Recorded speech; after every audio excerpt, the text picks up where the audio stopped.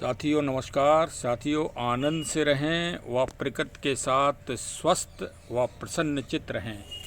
आज मंगलवार का पावन दिवस है, तो आज मंगल तो होना ही है और आज ये एक और शुभ संयोग है कि घर में भगवान शिव जी की पूजा का एक छोटा सा कार्यक्रम है और इसी के बाद फिर सुंदरकांड पर सुंदर पर चर्चा आज प्रकृति के ऊपर होगी और आज प्रकृति का आनंद लिया जाएगा, क्योंकि अब आगे ये प्रकृति की का दिव्य समय आ रहा है जिसमें आप पेड़ पौधे अपने अपने घरों में लगाएं, अपने बगीचे में लगाएं, अपने खेतों में लगाएं व पर्यावरण, प्रकृति और जलवायु का संरक्षण व संवर्धन करें।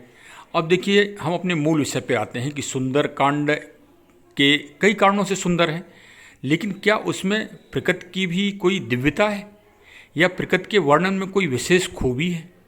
अगर आप इस बात पे गहराई से और थोड़ा चिंतन करें तो आप पाएंगे कि श्री रामचरितमानस के सुंदरकांड के प्रसंग में जो वर्णित है, प्रकृति का जो वर्णन है, इसके अलावा दुनिया के किसी शास्त्र में इतना सुंदर, इतनी दिव्यता, इतनी अलौकिक और इतनी अद्वितीय प्रकृति का वर्णन आपको किसी अन्य ग्रंथ में पढ़ने को नहीं मिलेगा।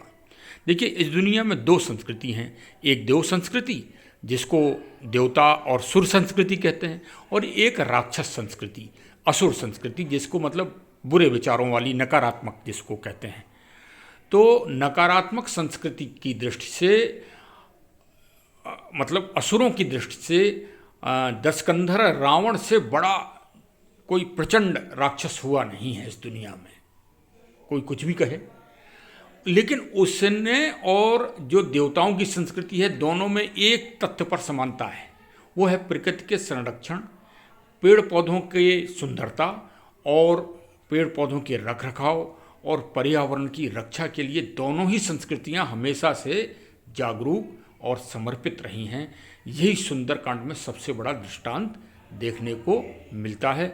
उसका मैं अब आगे आपको बहुत ही आनंद देने वाला वर्णन प्रकृति का और पर्यावरण का, पेड़ पौधों का वर्णन सुंदरकांड के माध्यम से करने जा रहा हूँ। देखिए, एक चीज़ जान के आपको और आश्चर्य होगा कि लंका की सुरक्षा व्यवस्था का जो दायित्व था उस समय वो किसी पुरुष राक्षस के पास नहीं था। निश्चरी जो थी वो लंका की सुरक्षा व्यवस्था की जिम्मेदारी को उठा रही थी। इसलिए इससे स्पष्ट है कि दशकंधर रावण ने महिला शक्ति को पर भरोसा किया था। तो देखिए, एक तो नई चीज़ की जानकारी हुई। अब महिला शक्ति के बारे में फिर कभी और विस्तृत वर्णन करेंगे तो और अच्छा लगेगा विस्तार से, लेकिन आज तो भाई प्रकृति पर आते हैं। निश्चरी जो राक्षसी थी उसको मारने के बाद हनुमान जी लंका में प्रवेश करते हैं। तो देखिए क्या मिलता है हनुमान जी को देखने के लिए। तुलसीदास जी ने कितना अच्छा वर्णन किया है। तहाँ जाय देखी बन शोभा, गुंजत चंच रीक मधु लोभा। नाना तरुफल फूल सुहाए, खग मृग वृंद देख मन भाए। मतलब इतनी सुंदरता पेड़ पौधों की है और इतने सुंदर फल लगे हुए हैं कि उनको देखकर मतलब असीम प्रसन्नता हो रही है हनुमान जी को। अति उतंग जल निध चहुपासा, कनक कोट कर परम प्रकाशा। और उसमें सोने के एक परिकोटे के रूप में लंका अद्वितीय सुंदरता है। चारों तरफ से प्रकृति का कितना अच्छा अद्भुत वर्णन किया है कि चारों तरफ से लंका समुद्र से घिरी हुई है और सुंदर सुंदर जड़ी बूटियाँ, पेड़ पौधे, दिव्य फूल आच्छादित हैं चारों तरफ। और आगे फिर लिखते हैं तुलसीदास जी, कनक के कोट विचित्र मन कृत सुंदरा यतना घना, चौहट हट सुबट बीथी चार पुर बहु विध बना। गजबाज खच्चर निकर पदचर रथ बरूथन को गने, बहुरूप निश्चर जूथ अतबल सैन बननत नहीं बने। बन बाग उपवन बाट का सर कूप बापी सोयहीं, नर नाग सुर गंधर्व कन्या रूप मुन मन मोयहीं। मतलब वन, बाग, उपवन, बगीचे, फुलवाड़ी, तालाब, कुएं, बावलियाँ इतनी सुंदर और सुशोभित रमणीक दिखाई दे रही हैं कि मनुष्य, नाग, देवताओं और गंधर्वों की कन्याएं अपने सौंदर्य और मुनियों के मनों को मोह लेती हैं। ऐसी अद्भुत सुंदरता श्रीलंका में जब हनुमान जी ने प्रवेश किया तो उन्हें पाने को मिला। अद्वितीय प्रकृति का, अद्वितीय जलवायु का, मतलब सुंदरता और रमणीकता देखने को मिल रही है श्री हनुमान जी को। इससे स्पष्ट है कि जो नकारात्मक और जो राक्षस सुर असुर हैं, उन्होंने भी जलवायु और प्रकृति के संरक्षण को और संवर्धन को अत्यधिक महत्व दिया है। तो इससे हमको प्रेरणा लेना चाहिए। और सुंदरकांड से बड़ी प्रेरणा और हमें तो कहीं पढ़ने को नहीं मिली। ये अद्वितीय प्रेरणा, ये प्रत्येक मानव को इसे समझना चाहिए और इस पर इसका पालन भी करना चाहिए कि अपने आसपास पार्क, बगीचे सबको सुंदर बनाने के लिए हमेशा सरकारों को पे दबाव डालिए, सरकारों का ध्यान आकर्षण करिए और स्वयं भी प्रयास करिए। देखिए, श्री हनुमान जी लंका में पहुंच गए। लंका की प्राकृतिक सुंदरता का अद्भुत उन्होंने दृश्य देखे और मन ही मन में खुश हुए और फिर अपने लक्ष्य की तरफ वो आगे बढ़े। मतलब माँ सीता जी की खोज में वो व्यस्त हो गए और जगह जगह पूरी लंका में उन्होंने माँ सीता जी को ढूंढ डाला, लेकिन कहीं ना तो कोई जानकार व्यक्ति मिला, ना कोई सलाहकार मिला, ना कोई परामर्शदात्री मिला और परेशान श्री हनुमान जी थे। तब क्या हुआ, एक प्रकृति का छोटा सा पौधा मिला और उस पौधे की सकारात्मकता से, कई पौधे ऐसे होते हैं जो सकारात्मकता ही फैलाते हैं, वो सकारात्मकता की ही पहचान है उनकी। वास्तु की दृष्टि से, वैज्ञानिकता की दृष्टि से, आपके स्वास्थ्य की दृष्टि से उन पौधों का आदिकाल से हमारे शास्त्रों में गुणगान किया गया है। और देखिए, सुंदरकांड में भी इतना अद्वितीय गुणगान है इन प्रकृति के पेड़ पौधों का, जितना आपको पूरी रामचरितमानस क्या दुनिया के सारे ग्रंथों को आप पढ़ डालिए, कहीं ये अद्वितीय वर्णन आपको नहीं मिलेगा। श्रेष्ठ, जिसे श्रेष्ठतम कहा जाए और जो प्रेरणादायक है, हमारे लिए एक मोटिवेशन देने लायक है। श्री हनुमान जी को कहीं पूरी लंका में जब नहीं मिल रहा है तो क्या मिला उनको, भवन एक पुण्य दीक सुहावा, हर मंदिर तह भिन्न बनावा, रामा युद्ध अंकित ग्रह शोभा वर्ण न जाए, नव तुलसी का वृंद तह देख हर्ष कपिराय। जहाँ से हनुमान जी ने तुलसीदास जी का पौधा देखा तो वो समझ गए कि हाँ, कोई सकारात्मक व्यक्ति, अच्छे विचारों का व्यक्ति रह रहा है और इससे अगर संपर्क किया जाए तो हमको कोई ना कोई जानकारी हमारी वो ज़रूर मदद करेंगे। क्योंकि जो सकारात्मक व्यक्ति होते हैं वो कभी किसी का अहित नहीं करते, वो हमेशा परमार्थ में, दूसरे के परहित में ही अपना जीवन व्यतीत करते हैं और अपने कर्म को करते हैं। वही देखिए, सकारात्मकता वहाँ देखने को मिली श्री हनुमान जी को। और विभीषण जी, परमार्थी पुरुष, भगवान के भक्त, उनको पहली बार उस भवन के सामने मिल गए।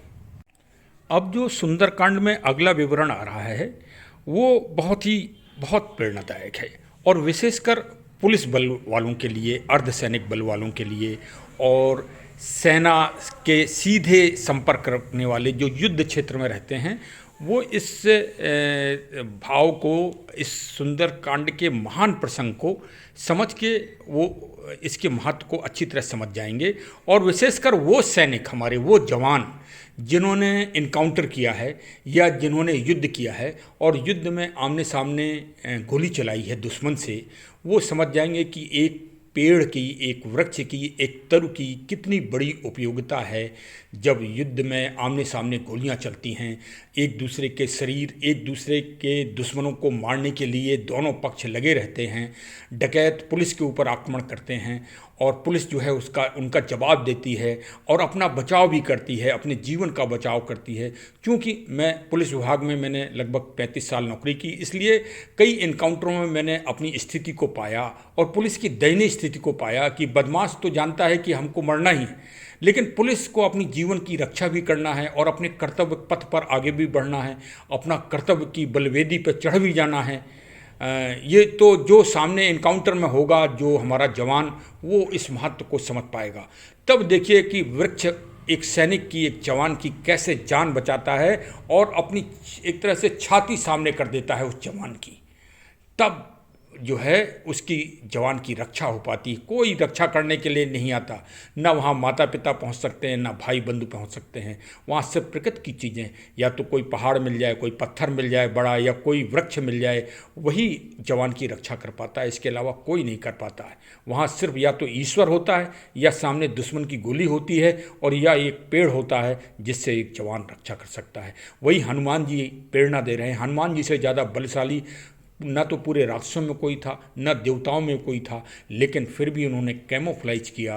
किसमें? एक अशोक वृक्ष के में जाकर, अशोक वाटिका में जब माँ सीता जी को उन्होंने देख लिया, विभीषण के सलाह पर वहाँ पहुँच गए अशोक वाटिका में, और वहाँ पहुँच के उन्होंने सबसे पहले कैमोफ्लाइज किया, जो एक पुलिस विभाग में या सैन्य बल में सबसे पहले किसी जवान को ये ट्रेनिंग में सबसे पहले सिखाया जाता है कि आप अपनी जीवन की रक्षा में कैसे बचेंगे, और उसमें सारे प्रकृति के तत्व जो होते हैं, पेड़ पौधे पहाड़, इनकी रक्षा लेने, गहरी खाई, इनसे रक्षा लेने का सबसे पहले उपाय सिखाया जाता है। और हनुमान जी महाबलशाली महाबुद्धिशाली होने के बाद भी सबसे पहले उन्होंने सुरक्षा का क्रम किया, और वो जाके अशोक वाटिका में पेड़ में जाके छिप गए, और छिप जाने के बाद माँ सीता जी की सारी स्थिति को उन्होंने देखा, और फिर बाद में रावण का अत्याचार और रावण की दमन बातें भी सुनने को उन्हें मिली, जो कि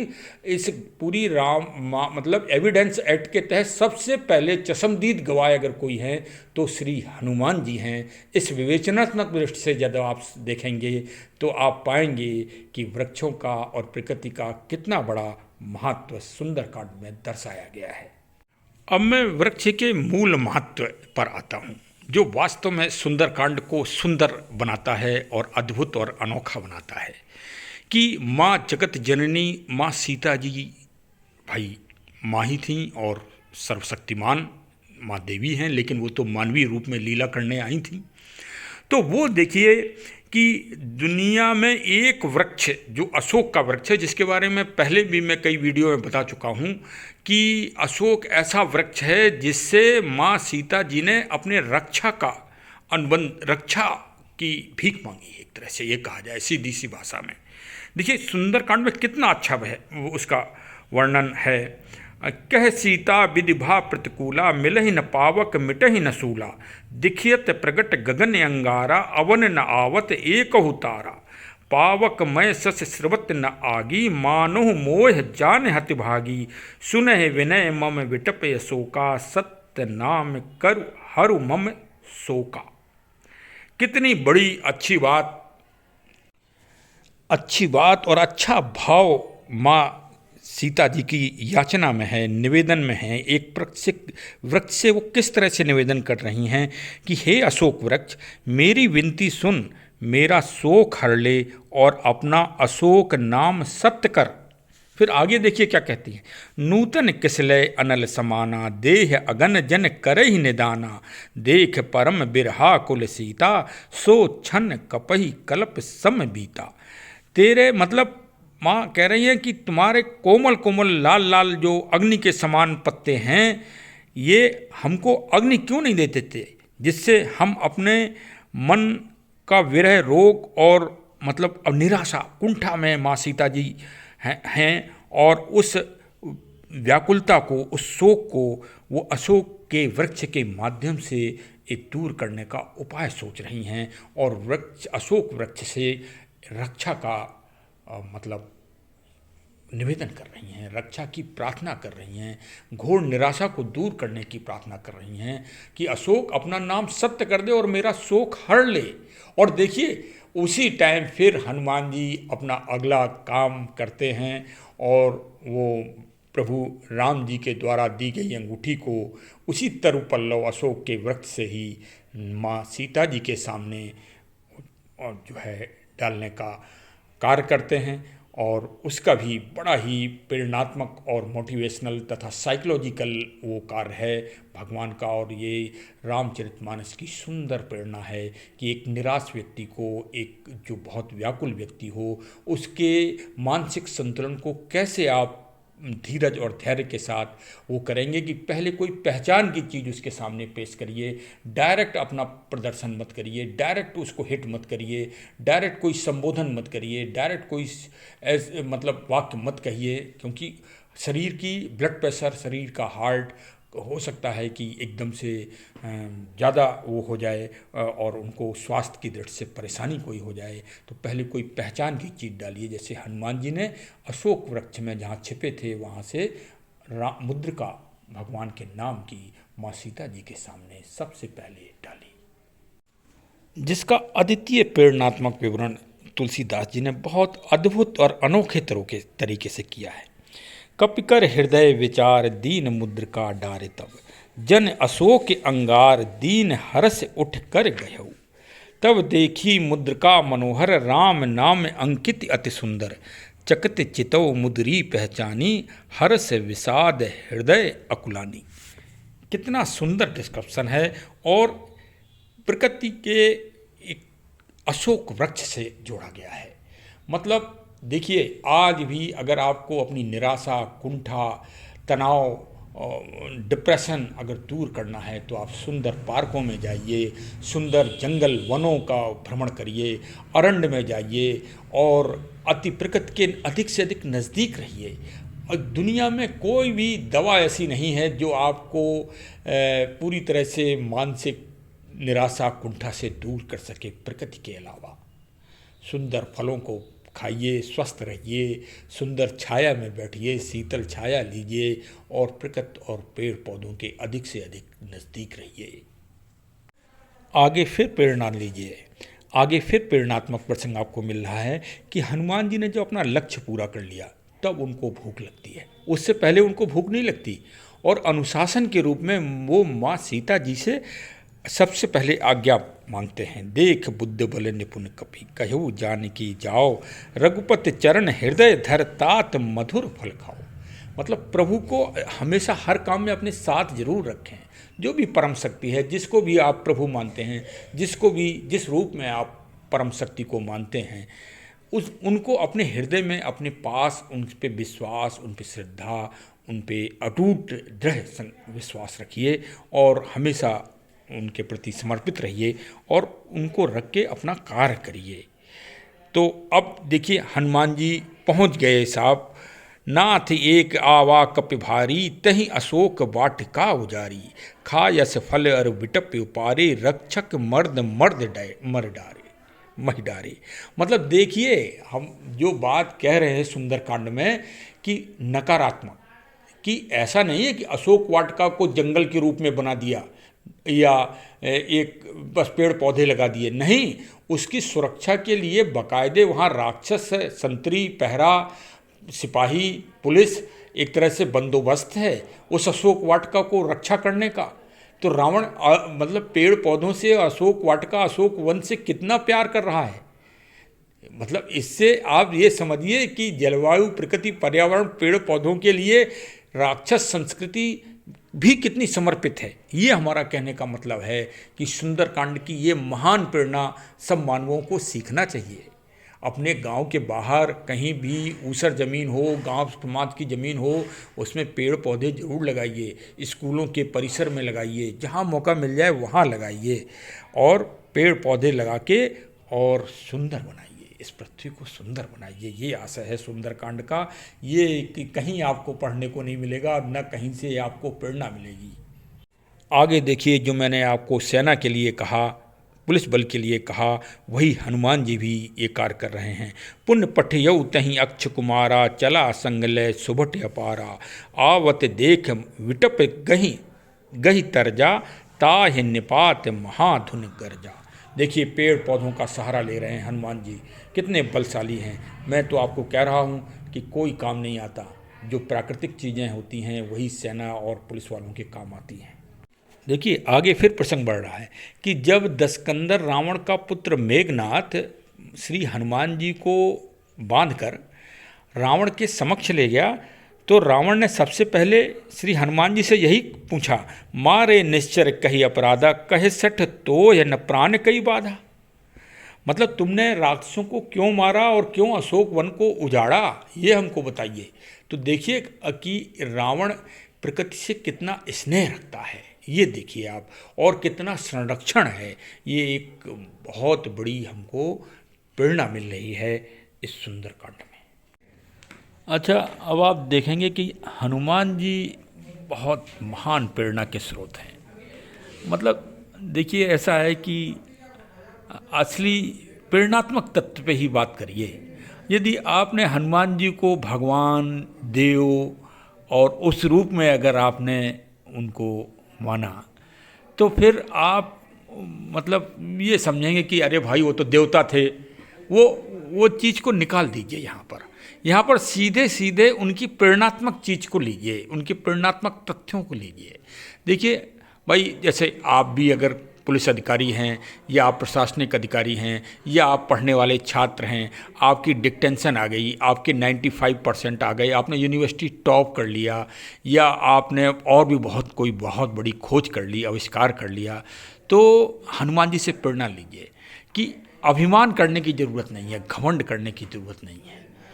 अपने, विशेषकर अपने बॉस के सामने, या अपने प्रोफेसर के सामने, या अपने माता पिता भाई बंधु के सामने, देखिए कितना अच्छा उदाहरण, प्रेरक उदाहरण हनुमान जी दे रहे हैं कि जब भगवान राम जी के सामने पहुंच गए और उनके जामवंत जी ने हनुमान जी की बड़ी तारीफ़ की, तो भगवान राम जी ने पूछा कि हनुमान जी ये तो बताओ कि तुमने लंका को कैसे जलाया और कैसे जो है ये सब इतने बड़े बड़े काम तुमने कर डाले। तो देखिए, हम ऐसे सोच के संकीर्ण विचारधारा के लोग होते तो सीना छाती ठोक के कहते कि साहब ऐसे ये कर डाला और वो कर डाला, और जो है हमने रावण की भी ऐसी तैसी कर दी, मेघनाथ की भी ऐसी तैसी कर दी। लेकिन देखिए हनुमान जी कितना अच्छा उदाहरण दे रहे हैं। मैं बहुत सरल भाषा में समझा रहा हूँ भाई। देखिए, बहुत बड़े बड़े विद्वान हैं, विद्वानों की कमी नहीं है, और बहुत कई तरह से आपको समझा सकते हैं, लेकिन मैं तो अपना सरल भाषा में, और विशेषकर मैं बुंदेलखंड का रहने वाला हूँ, तो बुंदेलखंड की भाषा में आपको समझा रहा हूँ। और इसको समझना बहुत आवश्यक है। क्या कह रहे हैं हनुमान जी? शाखा मृग के बड़ मन साई, शाखा तैं शाखा पर जाई, नाद सिंधु हाटकपुर जारा, निश्चर गन विद विपिन उजारा, सो सब तब प्रताप रघुराई, नाथ न कछु मोर प्रभुताई। कि हनुमान जी कह रहे हैं कि बंदर का एक ही पुरुषार्थ है कि एक डाल से दूसरे डाल में कूद जाता है और छलांग लगा लेता है। वो साहब मैंने किया है, इससे बढ़ के और मैंने काम नहीं किया, और जो भी काम किया है बड़ा, वो सब आपके प्रताप से किया है, आपकी मार्गदर्शन में किया है, आपकी श्रेष्ठ जो आपने मार्गदर्शन दिया है उस आधार पे हमने ये किया। हमारी इसमें कोई बड़प्पन या कोई हमारी प्रभुताई नहीं है। और देखिए उन्होंने अभिमान को कैसे किनारे कर दिया। ये एक महान प्रेरणा स्रोत है, मोटिवेशंस है, और ये प्रबंध तंत्र का एक बहुत बड़ा सूत्र है। जब भी आप किसी गवर्नमेंट जॉब में, प्राइवेट जॉब में अपने बॉस को कोई रिस्पॉन्स देना है, आपको कोई चीज़ बताना है, तो अभिमान के रहित होकर बताइए। अगर आपको सफल नौकरी करना है, सफलता प्राप्त करना है, ये उसका मोटिवेशन है, उसकी ये प्रेरणा है। ये हनुमान जी दे रहे हैं, और हम सबको अपने जीवन में इसको उतारना चाहिए। अब चलते चलते प्रकृति पर्यावरण की रक्षा करते करते अब सुंदरकांड में मैं सीधे आपको ले जा रहा हूँ सबसे अच्छे प्रसंग सुंदरकांड के, उस पर मैं अब आपको लेके चल रहा हूँ। देखिए, आप सुनते ही समझ जाएंगे कि वास्तव में ये कितना प्रेरणात्मक प्रसंग है। विनय न मानत जलद जड़ गए 3 दिन बीत, बोले राम सकोप तब भय बिन होए न प्रीत। ये सब ने सुना होगा, लेकिन हम इसको प्रकृति के महत्व से, पर्यावरण की रक्षा के महत्व से आपको समझाने का, और सुंदरकांड सुंदर क्यों है, इस पे मैं आपको लेके चल रहा हूँ, इस भाव पे मैं आपको लेके चल रहा हूँ कि देखिए, जब भगवान राम जी के सामने समस्या आ गई कि समुद्र को पार कैसे किया जाए, तो विभीषण जी के कहने पे कि विनय की जाए, विनय प्रार्थना की जाए समुद्र से, प्रकृति के तत्वों से, तो उनके अनुज लक्ष्मण जी को ये बात बुरी लगी, और एक तरह से उन्होंने ऐसा भाव भी दिया कि हमको ये बात बुरी लग गई है भगवान राम जी से। लेकिन राम जी तो महान प्रेरणा के स्रोत हैं और मानव लीला कर रहे हैं, और प्रकृति के संरक्षण का सबसे श्रेष्ठ उदाहरण वो दुनिया को दे रहे हैं कि उन्होंने चाहते तो एक बाण में उनके पास ऐसी आणविक एटॉमिक एनर्जी के तीर थे, धनुष थे कि वो एक तीर से सारे समुद्र को सुखा सकते थे। और वो आ भी गए जब विनय और समुद्र ने नहीं मानी तो वो इस बात पर आ भी गए, लेकिन उनका उद्देश्य प्रकृति का संरक्षण का महान ज्ञान दुनिया को देना था। और आगे चलकर वही राम सेतु के नाम से प्रकृति की रक्षा का सबसे महान कार्य इस दुनिया में किया गया, जो अक्षुण्ण है, अद्वितीय है, अखंड है, अभेद संदेश है, जिसका कोई तोड़ आज तक दुनिया में नहीं हो पाया। आज नासा ऐसी महाशक्ति ने भी सिद्ध कर दिया है कि राम सेतु का निर्माण उसी जगह हुआ था जहां राम सेतु प्राचीन काल से श्री वाल्मीकि जी की रामायण से और रामचरितमानस से दृष्टित किया गया है। प्रकृति संरक्षण, संवर्धन, समुद्र की रक्षा, जल की रक्षा का ये महान संदेश भी सुंदरकांड की प्रकृति के विवरण में ही शामिल है। नाथ नील नल कप दो भाई, लरकाई दृश्य आशीष पाई, तिनके परस किए गिर भारे, तरिहें जलद प्रताप तुम्हारे। और ये महान प्रेरणात्मक संदेश के साथ वास्तव में प्रकृति की महानता के साथ सुंदरकांड इसलिए सुंदर है कि प्रकृति का अद्भुत संगम, अद्भुत वर्णन और दोनों नकारात्मक और सकारात्मक दोनों विचारधाराओं के द्वारा किया गया है।